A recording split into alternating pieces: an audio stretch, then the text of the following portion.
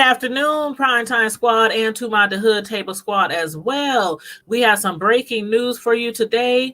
Omaha man Kevin Clayton, who was arrested back in November of 2019 for a child abuse case against his 4-month-old son that resulted in death. The case has been dismissed without prejudice as of a couple of hours ago. Now, if some of y'all remember, back on November 15 of last year, police said that Kevin Clayton was the sole caretaker for his son when the injuries occurred. The child's mother at that time, Lanisha, she was at work at that time, so she was not implicated in any injuries against her son at all. And Clayton, what he had told police was that he found his son unresponsive in between couch cushions at a hotel that they were living at. But the medical staff told police that the child injuries were inconsistent with Clayton's statement.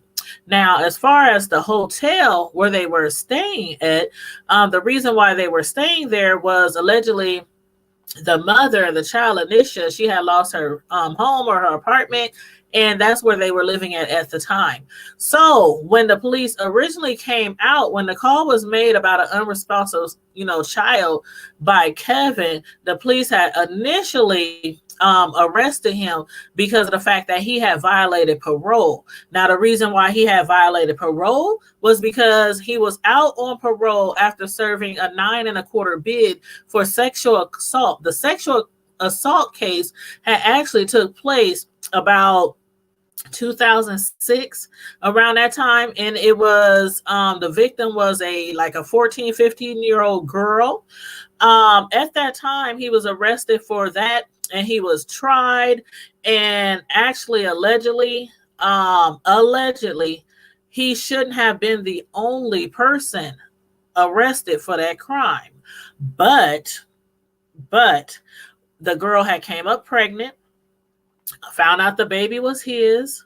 So that, amongst other things, other proof that they had, other evidence, led them to believe that he should have been charged for that crime. So he served his time. After he had got out of jail on August 4th of 2013, he had got parole, but part of that parole, part of the condition, since he was a registered sex offender, was he had to make sure that the sheriffs at all times knew where he was living. At the time when the call was made to the unresponsive child, they were living in a hotel. That location was not approved at all because, for one, they were at a hotel.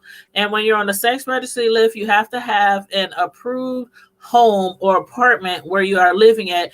The sheriffs, they have to know where you live. The sex registry, they got to know where you live and, put it on the internet, put it on the computer. So, of course, people in that area can know there's sex offenders there. So, most of us know how that goes. So at the time when the call was made, as far as the son being unresponsive, they arrested him and apprehended him, for one, because he had a warrant out for his arrest, because when they had tried to find out where he was living, or when it was time to report where he was living, he did not show up. So he had a warrant for his arrest. So at the time, again, when the call was made to a child being unresponsive at that hotel, when they got there, he was first charged for that. He was apprehended because he had a warrant. Then he was charged for child abuse after after the result of the injuries. Later, after the child passed, it was raised. The charges was raised. So then it was child abuse resulting in death. So before all this occurred with his son, he had already had a warrant on him for violating his parole.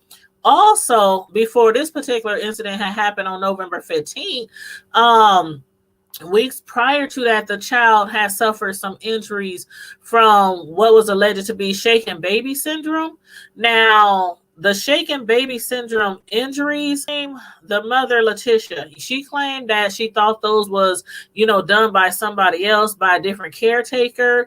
She really, really was adamant about saying that she did not believe that Kevin was responsible for any injuries or the death of their son. So she was very adamant. And so believing that this entire time from November till now, when the charges were dismissed, that she was in fact by his side the entire time and had his back on that. Now, today at the courthouse, it was said that after the charges had been dismissed, that people were, shouting and, screaming and excited because he had got off, which I can imagine they were, because of the fact that some people didn't believe that he did it. And on top of that, there was 2 autopsies and they both came back inconclusive, insufficient, with enough evidence, enough proof to definitely say for sure that the 35-year-old Kevin Clayton was totally responsible for his child dying. So, again, charges have been dismissed against Kevin Clayton for the abuse charges and the charges of death for his son. The 4-month-old little boy, his name was Legend Clayton. May he continue to rest in peace. At this time, his mother, this is a good thing that he was, charges were dismissed without prejudice, even though in the future, some charges could possibly be brought up if they were found, if more evidence was found. But with the child, already having 2 autopsies, and then now, the child, has already been cremated and everything. So I'm just thinking, what other proof in the future or what other evidence they could possibly come up with besides maybe somebody confessing to a crime as to, how the child suffered from those injuries. But at this time, the mother, she still wants to know what happened to her child. She still wants to know, because it's still unsettling at this point, because if they can't prove that Kevin did it, and they can't prove that she did it, because of course she wasn't there at the time. Lanisha Marlowe is her last name, by the way. Lanisha, she wasn't there at the time. She was, defending him since the beginning, since he was arrested, and since the charges were dropped. Again, it's still unsettling because people want to know who injured this child. And by the way, the injuries that the child sustained was head and brain trauma and retinal bleeding. So since the charges were dropped, they still, again, were dealing with him violating his parole, but he was given like a 30-day sentence for that. Being that he's been in jail since November, I'm sure he'll probably get time served for that.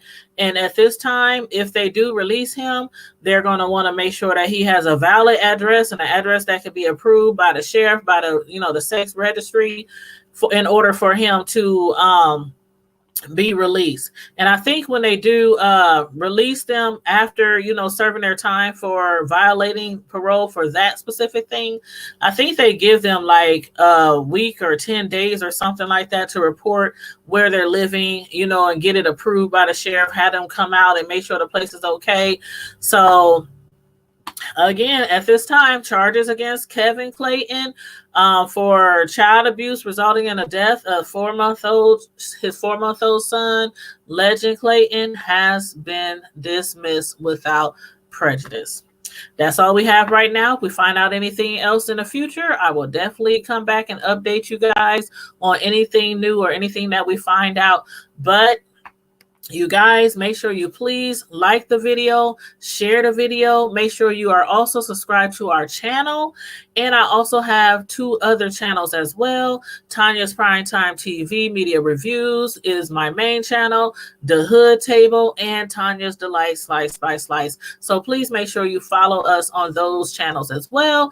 And you can also follow us on Facebook, Twitter, and IG on the Tanya's Primetime TV, The Hood Table, and Tanya's Delight Slice by Slice. And if you have any stories for us that you want us to cover, or anything that you want us to promote on our channels, please make sure you inbox me on Facebook under Tanya's Primetime TV Media Reviews, or on the Hood Table channel. Or you can also IG me, hit me in my DMs on Tanya's Primetime TV or on the Hood Table.